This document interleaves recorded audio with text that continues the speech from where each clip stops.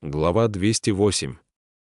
Добежав, спотыкаясь, до главной улицы столицы бессмертных, Селянь все не отнимал ладони от нижней части лица. Торопящиеся по своим делам младшие небожители не решались задавать ему вопросы, но все же странных взглядов в свою сторону принцу избежать не удалось, поэтому он поскорее убрал руку, выпрямился, очень наигранно потер губы и промямлил: что-то рот разболелся, не понимаю, в чем дело, хе-хе. В ответ принца ожидали еще более странные взгляды. Что нужно делать, чтобы разболелся рот? Но Селяню действительно было немного больно. Подпрыгнув, чтобы поцеловать Хуачена, он чуточку перестарался. Наверное, Хуачену тоже досталось. Но когда принц прижался к демону, он явственно ощутил, что тот улыбался. Не решаясь больше думать об этом, Селянь опустил голову и направился дальше, да и другие небесные чиновники, не собираясь тратить время, поспешили по своим делам. То ли из-за шума, который наделало открытие горы Тунлу, то ли по иной причине, в столице бессмертных царило беспокойство. И во дворце Шинью уже собралось множество небесных чиновников. Озлобленные духи с горы Тунлу разлетелись по всем сторонам света, но подавляющее большинство все-таки скопилось в самом населенном городе императорской столицы. Селянь и Хуачен взяли на себя самую тяжелую задачу и потому промучились так долго, тогда как Пэймин, Фэн Синь и остальные уже давным-давно справились со своей парой сотен тварей и вернулись на небеса, успев даже привести себя в порядок. А принц, едва переступив порог дворца Шинью, столкнулся с тем, кого не встречал уже много месяцев, Лан Цинцу. А чего-то мрачный Лан Цинцу, увидев принца, тоже застыл, а потом и вовсе отвернулся. Все присутствующие стояли, молча опустив головы. Цзюнь усидел на своем месте. Увидев Селяня, он чуть приподнялся, чтобы заговорить, но тут Лан Цинцу вышел к трону со словами: «Владыка, я слышал, вам удалось изловить лазурного демона, Цзюна». Цзюнь обратил к нему свой взгляд: «Это так. Но поимка лазурного демона Цзюна, демоницы Сюаньцзи и других вовсе не моя личная заслуга.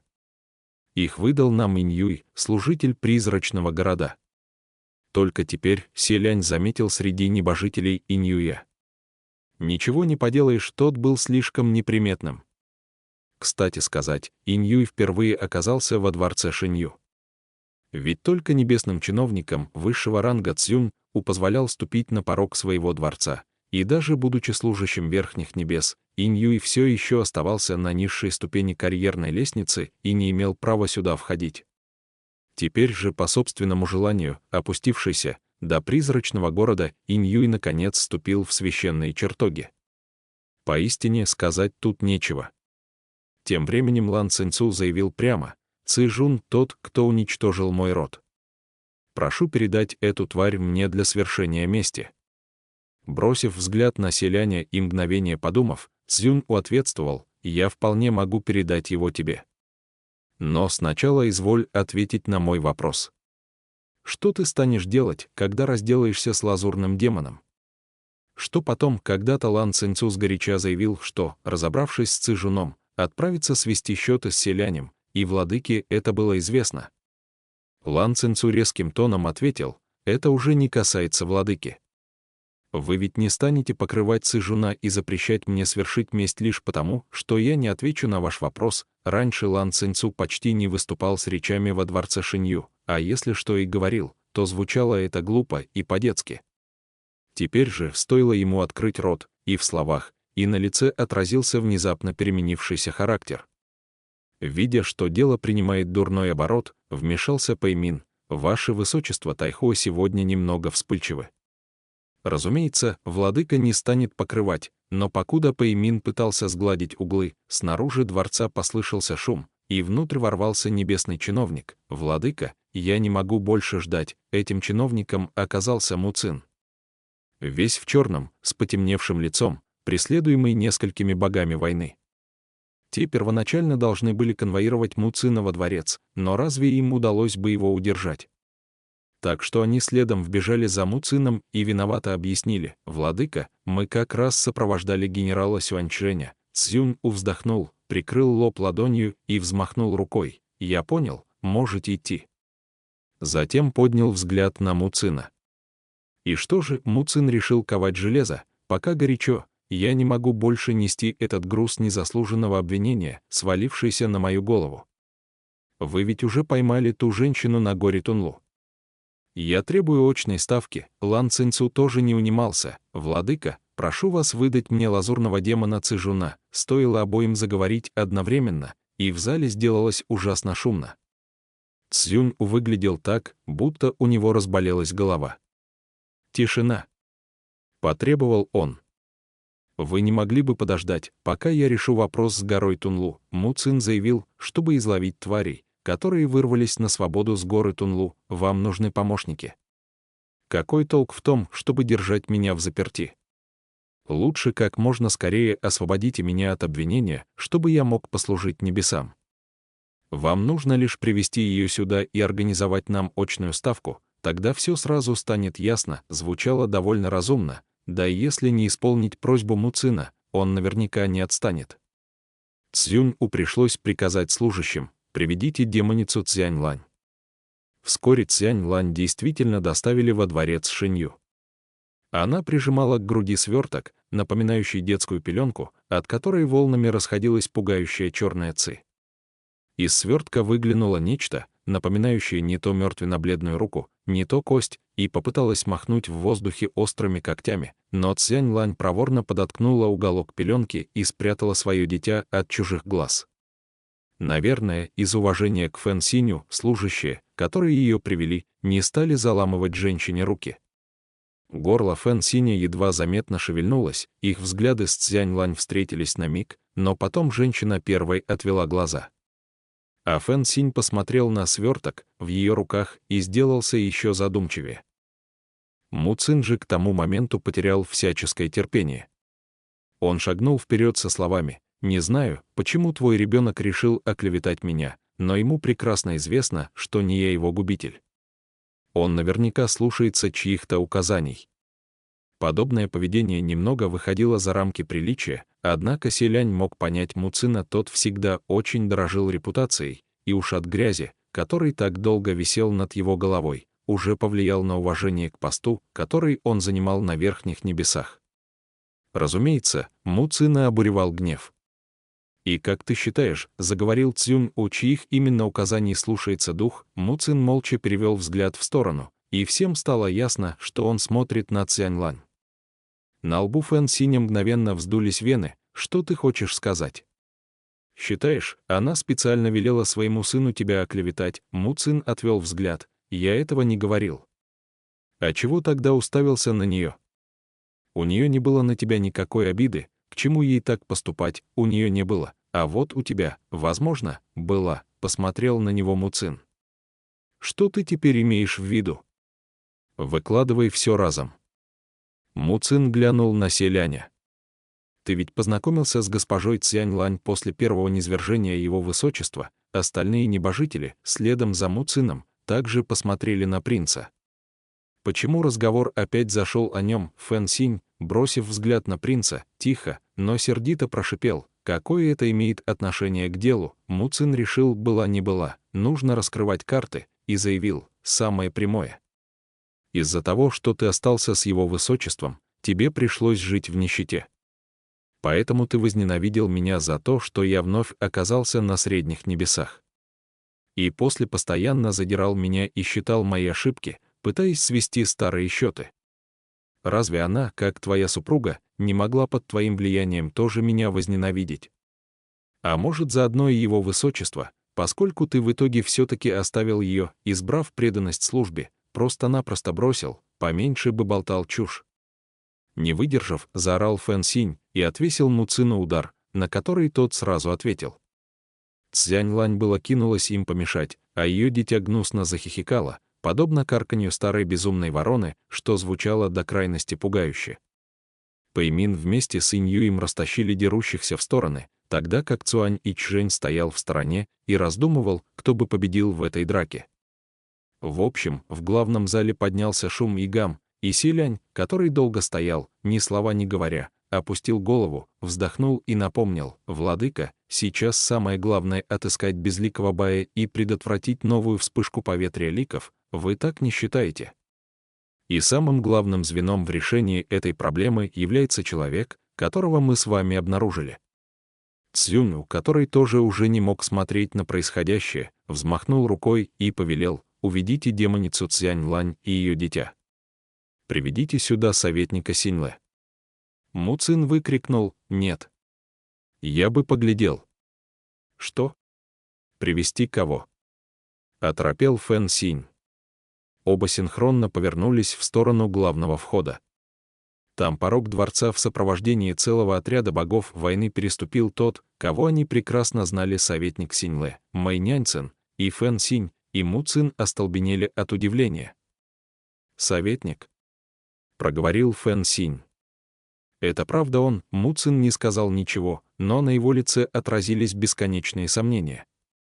И неудивительно, по правде говоря, до сего момента и самому селяню все происходящее казалось немного нереальным.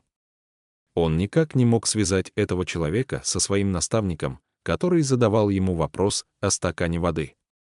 Мэй Няньцин медленно направился к центру зала, едва не столкнувшись с селянем. Цзюнь, усидя на своем высоком месте, обратился к принцу: «Синьлэ, кажется, внизу ты хотел что-то рассказать». Селянь чуть склонил голову: «Да». Он поведал обо всех важных находках, обнаруженных на горе Тунлу, в древнем государстве Уюн. По мере рассказа у слушателей все сильнее округлялись глаза, что уж говорить о реакции Фэн Синя и Му Цина. Когда принц закончил, Цзюнь неторопливо произнес: «Удивительно, но мне никогда не приходилось слышать о государстве Уюн». Остальные небесные чиновники поддержали, и мне не приходилось, все-таки 2000 лет прошло. Наверняка кто-то намеренно скрыл все свидетельства его существования. Мэй Няньцин же за все время повествования не проронил ни слова. Советник обратился к нему селянь. «Скажите, наследный принц Уюна — это безликий Бай?» «Так, да», — ответил Мэй Няньцин. Так и знал, Пэймин, о чем-то размышляя, задал вопрос: кто оставил те фрески на стенах храмов? И кто уничтожил последнюю? Ему ответил селянь: кто их оставил, мне неизвестно, но я думаю, что уничтожал их либо сам безликий Бай, либо его подручный. Ведь это он желал скрыть от других свое истинное лицо. Принц повернулся к Мэй Няньцину. «И вы были подручным наследного принца Уюна. А значит, и подручным безликого Бая». Мэй Няньцин молчал. У селяня появилось внезапное желание спросить, неужели во время гибели государства Синьлэ советник не знал, что за тварью был безликий Бай? Или, может, они просто с самого начала сговорились, и советник помогал демону, но в конце концов принц задал другой вопрос: где сейчас находится безликий Бай? Молчание. Селянь: почему он стремился уничтожить Синьлэ? Молчание. Селянь: почему вы хотели меня убить? Мэй Няньцин наконец заговорил: я не хотел убить тебя, ваше высочество. Но тогда почему вы потянулись схватить меня за горло? Мэй Няньцин спросил в ответ: неужели ты умрешь, если схватить тебя за горло? Неужели тот, кто стоял рядом с тобой, позволил бы мне это сделать, и впрямь не позволил бы? Но это не означает, что Мэй Няньцин не стремился убить принца, поскольку тогда его реакция была совершенно бессознательной. Наверное, бывший советник Синьлэ уже понял, что селяня ему не переубедить, и перестал оправдываться. Помолчав, селянь наконец задал вопрос, ответ на который хотел узнать более всего. «Советник, что вы хотели пробудить во мне?» Цзюнь уговорил, что советник пытался что-то в нем пробудить. «Что же именно?» Мэй Няньцин посмотрел на него с очень странным выражением лица. Руки селяня в рукавах сжались в кулаки, он добавил: «Говорите, советник». Все это время в душе принца не утихало скрытое беспокойство. Судьба наследного принца Уюна так сильно напоминала его собственную. Неужели между ним и безликим Баем в самом деле есть некая связь, о которой никто не знал? Селянь должен был выяснить это до конца. Потому что ни в коем случае не мог допустить этой связи. И в то же время ужасно боялся, что она действительно существует. Глядя на принца, Мэй Няньцин помолчал, затем произнес: Ваше Высочество, в данный момент я не могу ответить на этот вопрос. Но даже если отвечу, вы, вероятно, не поверите». Сделав паузу, он добавил: «Впрочем, на другой ваш вопрос я могу дать ответ прямо сейчас». Он отчеканил каждое слово: «Безликий Бай. Сейчас. Прямо в этом дворце. И он передо мной, но кто же перед ним, сам Селянь?» Принц отшатнулся на несколько шагов, словно хотел оказаться подальше от советника. Фэн Синь, который стоял к ним ближе всех, вмешался: «Советник, раскройте глаза и взгляните внимательно, кто перед вами». «Это его высочество. Ваш ученик», однако зазвучали и другие голоса. В дальнем конце зала какой-то небесный чиновник, прикрыв рот, тихо сказал: «Неужели его высочество и безликий Бай — две части одной души?» Что значит «две части одной души»? Это значит, что душа одного человека разделилась надвое или раскололась на две половины. И у обеих половин разные воспоминания, разные характеры и способности. Возможно, даже внешне они не похожи. Вполне возможно, я тоже слышал о подобном, но если это действительно так, что же тогда делать? Выходит, его высочество и есть белое бедствие. Со всех сторон послышались такие голоса, и Селяня тоже охватили сомнения: неужели он и есть безликий Бай? Это действительно так. Неужели он сам уничтожил Синьлэ? Это он сам истязал себя столько лет. От начала до конца все случилось из-за него. В зале поднялся шум, на лицах небожителей отразились самые разные подозрения. Фэн Синь не знал, что сказать, чему верить. Тем временем Цзюнь-У поднялся со своего места. «Синьлэ, сохраняй спокойствие», картинка перед глазами Селяня немного поплыла. Неужели он правда сам во всем виноват? Но если это так, что ему теперь делать? Он просто не представлял. В момент полной растерянности в душе принца вдруг раздался голос: «Нет.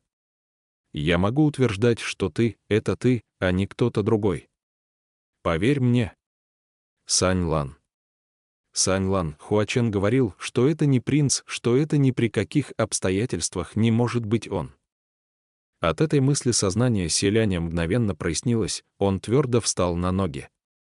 Тем временем Цзюнь-У спустился со своего трона и приблизился к нему: «Синьлэ, прошу, успокойся». Селянь поднял голову, чтобы заверить, что с ним все в порядке, но в этот миг Мэй Няньцин вдруг выбросил вперед руку, выхватив меч у стоящего рядом Фэн Синя, и направил удар на Цзюнь-У. По залу прокатился испуганный вздох.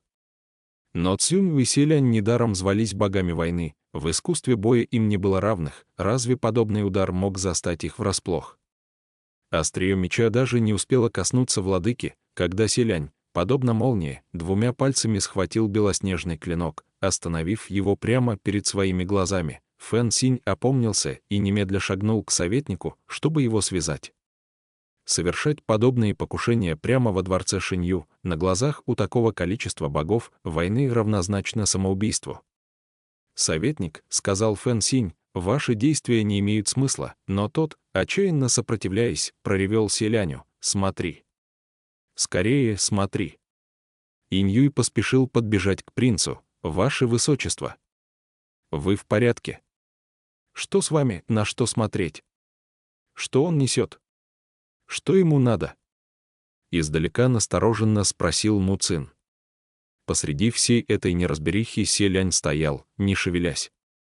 Причиной тому было не что иное, как увиденное им в белоснежном клинке меча. Лицо. Спокойное и прекрасное молодое лицо. А на нем еще 3 лица, 3 маленьких лица, которые превращали первоначально совершенный облик в жуткое и отвратительное зрелище. Они так теснились на небольшом пространстве, что даже исказили черты своего хозяина, отчего стало казаться, что одна половина его лица печальна, а другая улыбчива. Это лицо должно было быть Селяню знакомо. Но сейчас, отразившееся в почти зеркальном клинке, оно сделалось до страшного неузнаваемым, так что Селянь облился холодным потом. И вдруг вспомнил, что меч, который Фэн Синь носил при себе, это Хун Цзин, зеркало, проявляющее истинную форму темных тварей. И никакому демону, заглянувшему в это зеркало, не спрятать свою сущность. С такого угла обзора в Хунцзине отражалось не его, селяня, лицо, а лицо того, кто стоял сейчас за его спиной. И мрачным взглядом внимательно смотрел на принца. Зрачки селяня медленно сузились, движения будто затормозились в несколько раз, он только открыл рот, но сказать ничего не успел, почувствовав, как чья-то рука с силой сжала его запястье, так что не получалось им пошевелить. Цзюнь, стоящий за его спиной, с улыбкой произнес: «Синьлэ, на что ты смотришь?»